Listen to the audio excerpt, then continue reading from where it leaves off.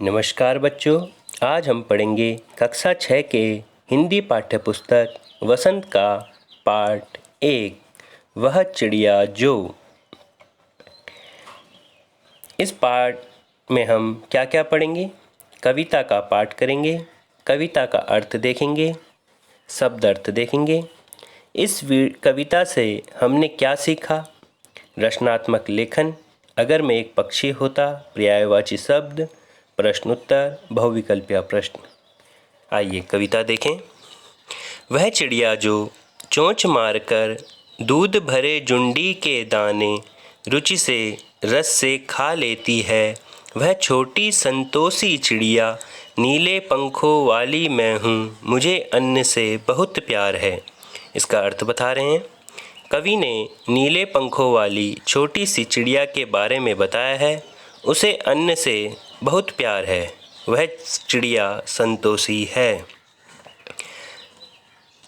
वह चिड़िया जो कंठ खोलकर बूढ़े वन बाबा की खातिर रस उड़ेल कर गा लेती है, वह छोटी मोहबोली चिड़िया नीले पंखों वाली मैं हूँ, मुझे विजन से बहुत प्यार है। इसका अर्थ कवि बता रहे हैं। चिड़िया ऊंचे और मधुर स्वर में गाती है, उसे एकांत में रहना बहुत अच्छा लगता है। आगे कवि कविता में कह रहे हैं, वह चिड़िया जो चोंच मारकर चढ़ी नदी का दिल टटोल कर जल का मोती ले जाती है, वह छोटी गर्बीली चिड़िया नीले पंखों वाली मैं हूँ, मुझे नदी से बहुत प्यार है। कवि कह रहे हैं, चिड़िया ने अपने साहस का वर्णन करते हुए बताया है कि वह छोटी जरूर है परंतु साहसी है।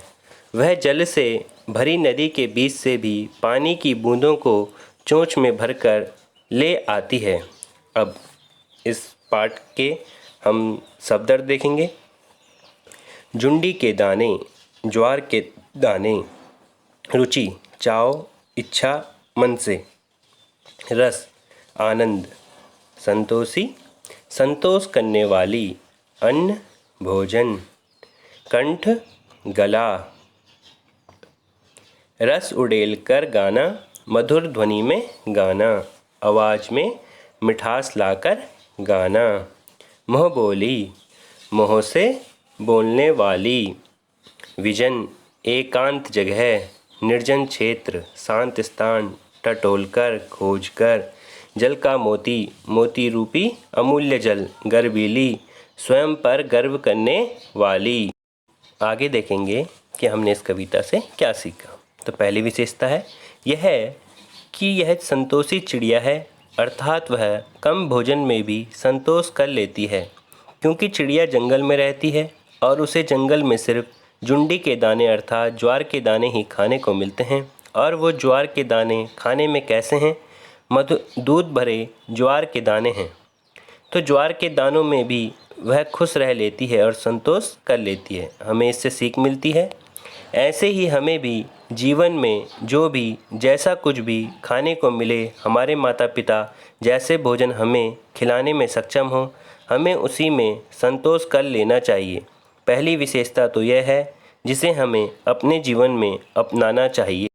दूसरी विशेषता यह है कि जो चिड़िया है वह जंगल में रहती है और जंगल में उसे बहुत सी कठिनाइयों का सामना करना पड़ता है, लेकिन उन कठिनाइयों के बावजूद भी वह चिड़िया मुक्त कंठ में स्वतंत्र होकर और बड़े ही आनंद से मधुर स्वर में गाना गाती है। अर्थात वह इतनी कठिनाइयाँ झेलने के बाद भी खुश रहने का प्रयत्न करती है। इससे हमें यह सीख मिलती है।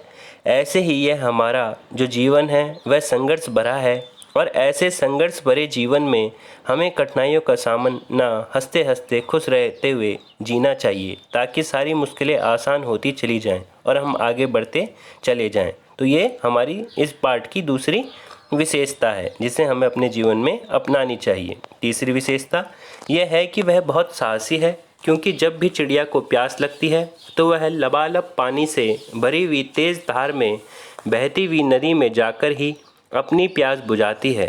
इससे पता चलता है कि वह चिड़िया बहुत साहसी है। इससे हमें यह सीख मिलती है। ऐसे ही हमें भी किसी भी कार्य को करते हुए मन में साहस रखना चाहिए, ताकि हर मुश्किल कार्य को हम आसान बना सकें। यह इस कविता की तीसरी विशेषता है रचनात्मक लेख। अगर मैं एक पक्षी होता, हम एक लेख लिख सकते हैं। अगर मैं पक्षी होता तो सभी पक्षियों की तरह आसमान में उड़कर ऊंचाइयों को छू सकता था। वहां पहुंचने के लिए बहुत सारे लोग सपना देखते हैं। आसमान में उड़कर पूरे वातावरण का आनंद लेता।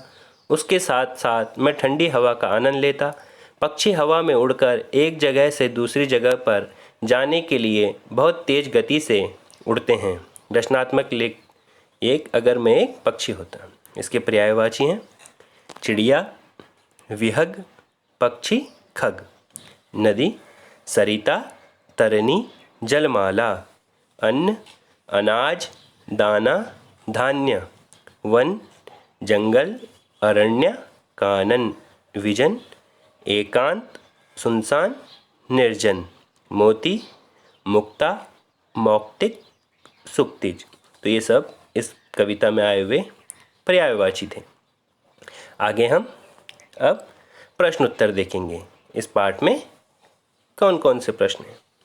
पहला प्रश्न है, कविता पढ़कर तुम्हारे मन में चिड़िया का जो चित्र उभरता है उस चित्र को कागज पर बनाओ। तो उत्तर, कविता पढ़कर हमारे मन में निम्नलिखित चित्र उभरते हैं। पहला है, वह नीले पंखों वाली सुंदर चिड़िया है। चिड़िया मधुर स्वर में जंगल में गाती है। वह बहती नदी का पानी पीती है। चिड़िया का आकार छोटा है, उसे आज़ादी बहुत पसंद है। इसमें आपको एक चित्र भी बनाना है जैसे पीछे दिया गया है। दूसरा है, तुम्हें कविता का कोई और शीर्षक देना हो तो क्या शीर्षक देना चाहोगे? उपयुक्त शीर्षक सोचकर लिखो। उत्तर है नन्ही चिड़िया, सुंदर चिड़िया या परिश्रमी चिड़िया। तो शीर्षक का अर्थ होता है पाठ का नाम। तीसरा प्रश्न है, नीचे कुछ पक्षियों के नाम दिए गए हैं। उनमें यदि कोई पक्षी एक से अधिक रंग का है तो लिखो कि उसके किस हिस्से का रंग कैसा है। जैसे तोते की चोंच लाल है, शरीर हरा है। तो ये हैं मैना, कौवा, बतखे, कबूतर। तो मैना के पंख भूरे व सफ़ेद रंग के होते हैं। उनकी टांगें हल्की लाल होती हैं। कौवा का पूरा शरीर काला होता है। बतख सफ़ेद रंग का होता है। इसके पैर हल्के गुलाबी रंग के होते हैं। कबूतर का रंग स्लेटी सफ़ेद होता है। गर्दन कुछ नीले रंग की होती है। इसकी टांगें लाल होती हैं। अब हम देखेंगे बहुविकल्पीय प्रश्न। चिड़िया आनंदपूर्वक क्या खाती है? दूध भरे गेहूं के दाने, दूध भरे मक्का के दाने, दूध भरे ज्वार के दाने, दूध भरे धान। तो इसका उत्तर है दूध भरे ज्वार के दाने। तो चिड़िया क्या खाती है? दूध भरे ज्वार के दाने। चिड़िया के पंख के रंग कैसा है? लाल, पीले, नीले या काले रंग का? तो कैसा है? नीले रंग का है। चिड़िया के पंख का रंग नीले रंग का है। चिड़िया को पसंद है फल, सब्जी, अनाज के दाने, मिठाई। अनाज के दाने। तो चिड़िया को क्या पसंद है? अनाज के दाने। चिड़िया को किन चीज़ों से प्यार है? नदी से, जंगल से, अन्न से, उपयुक्त सभी। इसका आंसर है उपयुक्त सभी। उम्मीद करता हूँ आपको यह पाठ वह चिड़िया जो समझ में आया होगा। धन्यवाद।